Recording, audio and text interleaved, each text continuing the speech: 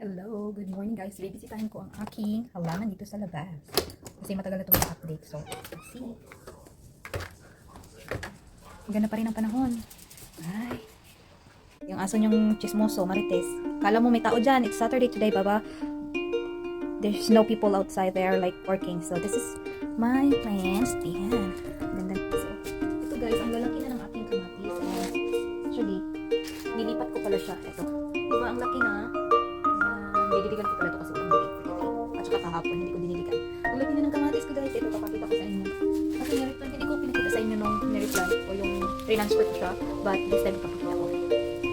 So, ayan na nga guys. Ito na siya. Nilipat ko na yung aking mga halaman sa malalaking plastic bottle, no, na empty kasi nga hindi siya nakaka-spread ng maayos like ng sibuyas. Ang ganda ng panahon ngayon pero malamig ang hangin. Sana mag-survive. And then ito yung aso ko, kasama ko palagi wherever I go.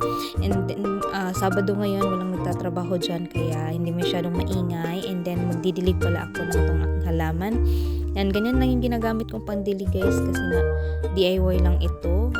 Susubukan ko lang kung mag-survive ba siya kasi nga malamig na dito sa amin.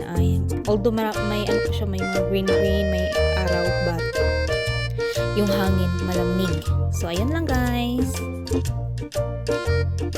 So, ayan na nga guys, kinabukasan Sunday na ito, maglo-laundry naman tayo kasi nga it's weekend, laundry day, 2 weeks akong hindi nakapaglaban, no? So, tawag niya, ito lang naman ang ganap ko for this weekend guys, doing the laundry and some cleaning stuff, no? So, ayan, double check ko nga pala dyan ang aking tong dryer, kaya lang, hindi siya gumagana. Akala ko nasira. Okay lang pala. Tapos, ayan.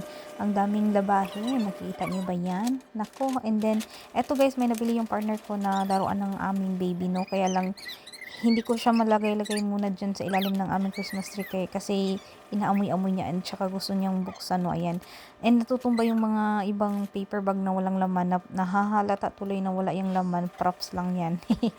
Hindi pa kasi kami nakabili pa, no? And then, yan, linis-linis ng konti. And then, ayan, sunod ng sunod yan guys. Kahit saan ako magpunta, sumusunod yung aking baby, no? And dinouble check ko pala itong aking pinapatuyong mga towel, kaya lang hindi pa natutuyo, no? So, ayan, kunin na natin ang ating mga bed sheet or naunang salang, no, na maninipis. Yung makakapal naman ang sumunod.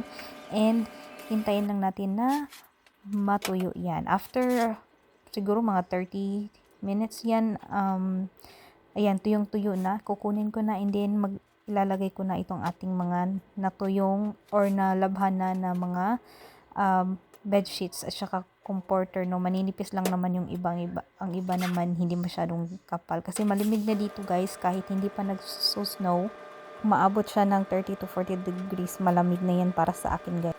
Meron pala ako dyang batya ba tawag dyan sa Tagalog? Sa amin kasi planggana yan eh. Maliit na batya or planggana ang tawag.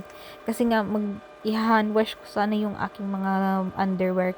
Kasi nga 'di ba, ano lang yun, maganda talaga i-hand wash pero tinatamad na ako guys kasi napagod na ako kasi hindi lang naman yung yan ang ginagawa ko, no, habang naglo-laundry ako. Meron din akong mga konting linis-linis kasi nga weekend.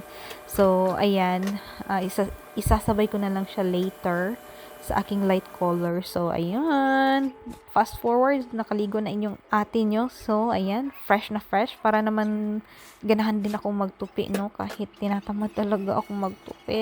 Ay, naiwan ko na lang.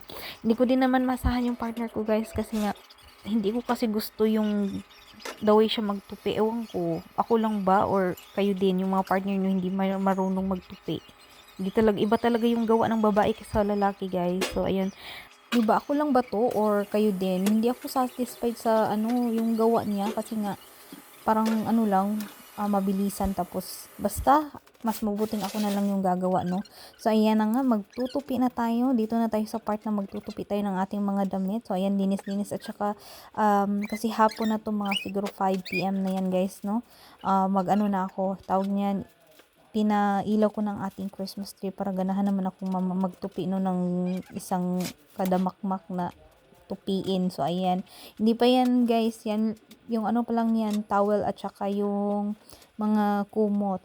yung mga damit hindi pa. Buti na lang ihahanger lang yung iba kasi mas maganda pag nakahanger yun. So, hindi masyadong mahirap, tupiin. Kasi ayoko talagang magtutupi, guys. Kung alam niyo yan, yan yung nirereklamo ko talaga. Ayoko magtupi. So, ayan. Ah, may ginagawa din ang aking mister, no? So, ayan. Dahan-dahanin lang natin itong ating pagtutupi or gawin natin mabilisan. Ayan, naka-time-lapse pala yan. So, ayan. Cheka-cheka muna kami ng aking mister. No? Nagsimulan ko na nga akong magtupi. So, wala namang masyadong ganap for today's video, guys. At saka nung tawag yun, nakalipas na Huwebes, simpleng pagkain lang naman meron kami sa aming Thanksgiving, no? So, ayun lang. Eto, laundry agad. Wala mo nang shopping, guys, kahit Black Friday, no? Kasi, ayun na nga, nagtitipid tayo. Tapos, kahit sale siya, guys, hindi naman namin siya really needed, no? So, ayun. December naman, yung mga kakailanganin lang namin mga importante. So, ayun. And by the way, mas maganda dyan sa Pilipinas, no? Kasi, masaya pag may Thanksgiving sa mga churches, pwede kayong makapunta. Dito kasi, family dinner, mga ganun, mga party-party nila. Hindi talaga yung katulad sa atin. And then, yung Christmas nila dito, guys, is normal, parang normal day lang yan. At saka New Year, yung pa-party talaga sila. Ito yung Thanksgiving, siguro New Year, and yung 4th of July, yung mga ganun. But, itong Pasko, normal day lang talaga sa kanila, no? So, ayan. Hindi katulad dyan sa atin sa Pinas na may party tayo, Christmas party, then parang ang Christmas natin, ginawa na din nating reunion, no? Kasi nga, pupunta tayo sa mga kamag-anakan, sa mga mag-celebrate ng mga kaibigan, sa company, ganun. So, ayan lang, guys. Thank you for watching.